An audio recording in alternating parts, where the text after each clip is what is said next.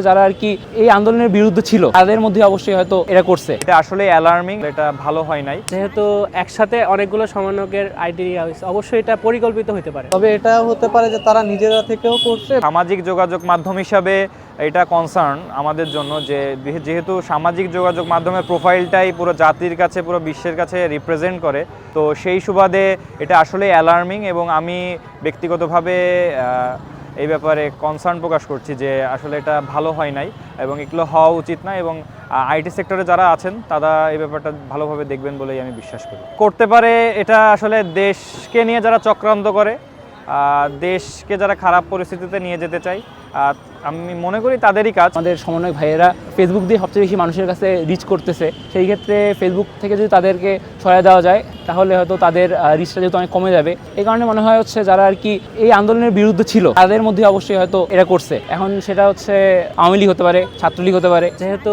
একসাথে অনেকগুলো সমন্বয়কের আইডিয়া হয়েছে, অবশ্যই এটা পরিকল্পিত হতে পারে।